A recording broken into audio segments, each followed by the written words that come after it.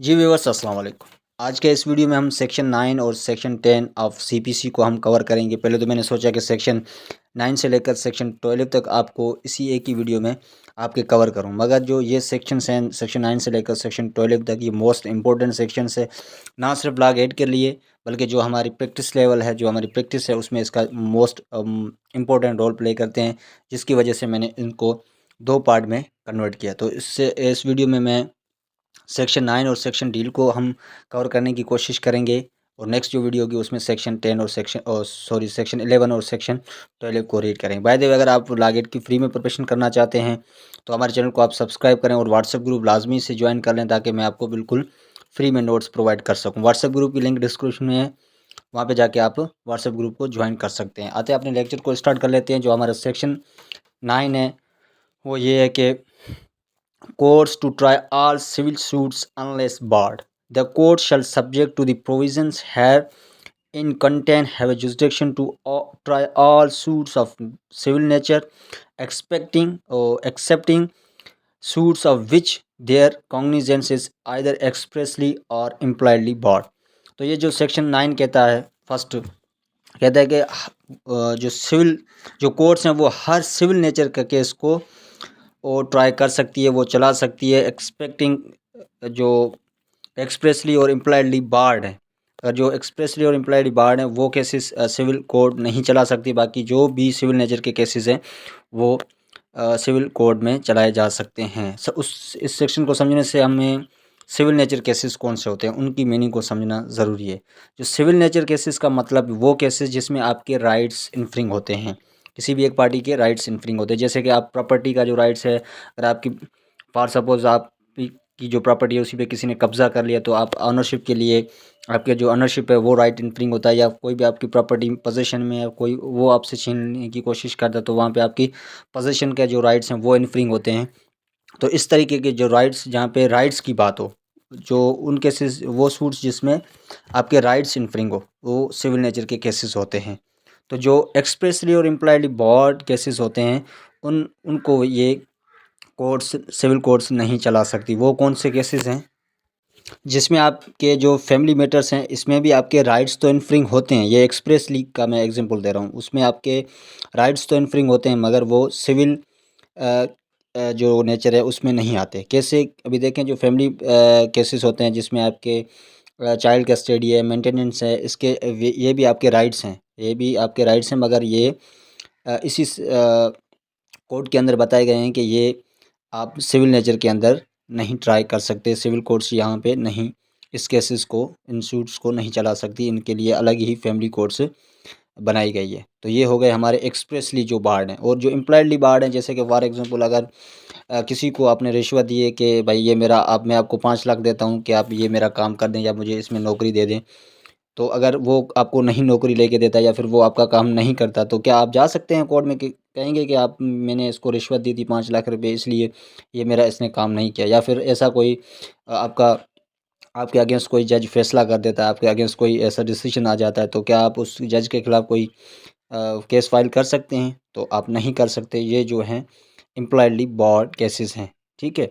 तो अभी नेक्स्ट है हमारे पास explanation. A suit in which the right to property or an office is considered as a suit of a civil nature, notwithstanding that such a right may depend entirely on the decision of question as religious rights or ceremonies। तो यहाँ पे जो explanation में बताए गए हैं कि हर जो भी सिविल नेचर का केसेस जब कोई भी डिसाइड हो रहा है, तो उसमें अगर कोई भी रिलीजियस राइट्स और सेरेमनी के रिलेटेड कोई भी क्वेश्चंस अराइज होते हैं, तो उसको एज ए सिविल नेचर मान के उसे डिसाइड किया जाएगा।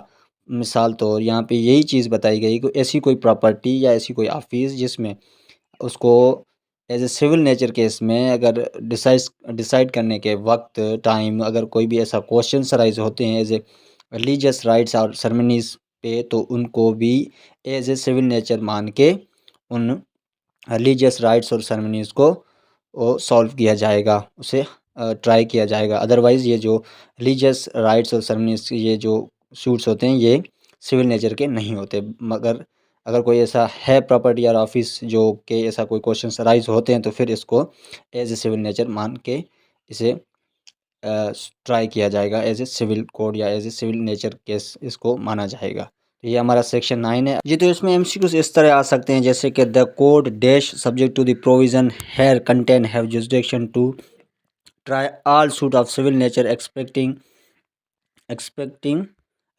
Suits of which their cognizance either expressly or impliedly barred. तो यहाँ पे आपको शल को याद रखना है, या फिर ऐसे भी आ सकते हैं according to section 9 of CPC code have a jurisdiction to try all suit of a dash nature.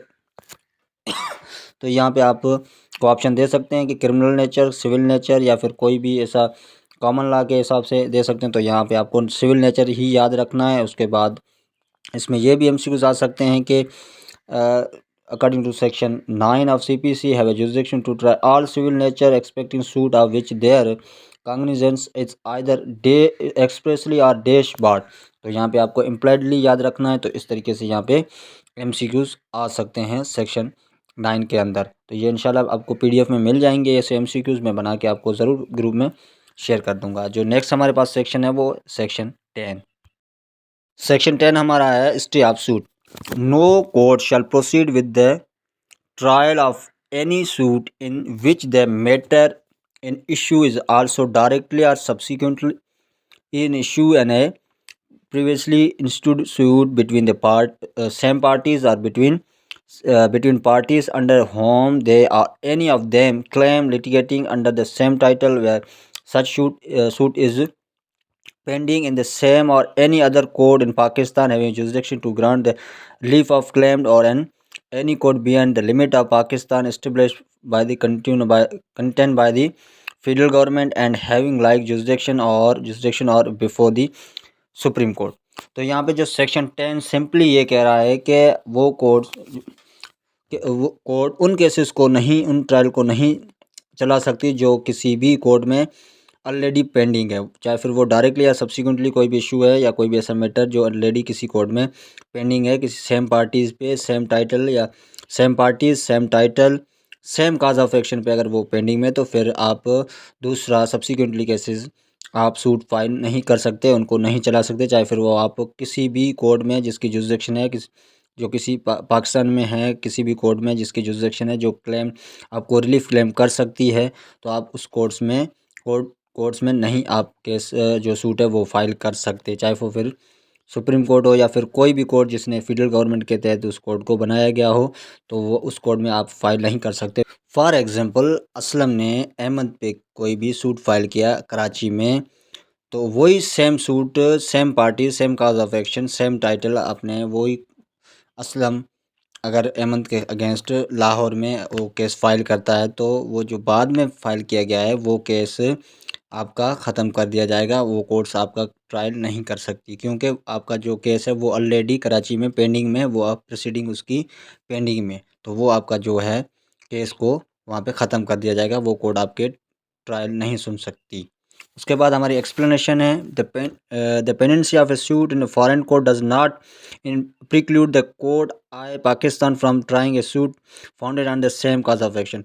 अच्छा, ऐसा कोई जो केस है, ऐसा कोई सूट जो किसी फॉरेन कोर्ट में है जो चल रहा है, उसी केस को अगर वो पाकिस्तान में भी चलाया जाए तो फिर उसे प्रिक्लूड नहीं किया जाएगा, उसे नहीं रोका जाएगा, वो पाकिस्तान में उसे चलाया जा सकता है, उस पर कोई भी बार नहीं है, चाहे वो फिर सेम काज ऑफ एक्शन पे ही हो। अगर सेम काज ऑफ एक्शन पे है, किसी फॉरेन कोर्ट में चल रहा है, फॉर एग्जाम्पल बांग्लादेश में वो केस चल रहा है, तो फिर यहाँ पर वो पाकिस्तान में भी चल सकता है, उसे बार नहीं है, वो बार नहीं है, उसे प्रिक्लूड नहीं किया जाएगा, क्योंकि वो फॉरेन लॉ पे ही उसको डिसाइड किया जाएगा, और यहाँ पे पाकिस्तानी लाज हैं तो पाकिस्तानी लॉ के रिलेटेड उस केस को डील किया जाएगा। तो इसमें एमसीक्यूज कैसे आ सकते हैं, आप देखते हैं कि जो स्टे ऑफ सूट है इसे हम रेस सब जुडिकेटा भी कहते हैं। तो dash no court dash proceed with the trial of any suit in which the matter issue is also directly और subsequently issues provincially instituted suits between the parties or between parties. तो यहाँ पे आपको याद रखना है शल। उसके बाद यहाँ पे आप देख सकते हैं जो भी एमसीक्यूज़ मेरे ख्याल से तो नहीं बन सकता, ये एक एमसीक्यूज़ इसमें बन सकता है जो शल का ऑप्शन है, इसी तरीके से आ सकता है। दूसरा ये एक्सप्लेनेशन में भी एक एमसीक्यूज़ बन सकता है the pendency of suit in foreign court dash preclude the court Pakistan from the trying a suit founded in the same cause of action. तो डज नॉट ये आपको याद रखने वाली बात है और शल आपको याद रखने वाली बात है। ये इसमें 2 MCQs बन सकते हैं। तो ये था आज का वीडियो। अगर आपको अच्छा लगे तो वीडियो को लाजमी लाइक करना और चैनल को लाजमी सब्सक्राइब करना, ताकि आप लॉ गेट के रिलेटेड जो भी वीडियोज़ अपलोड हो उसकी नोटिफिकेशन आपको मिल सके।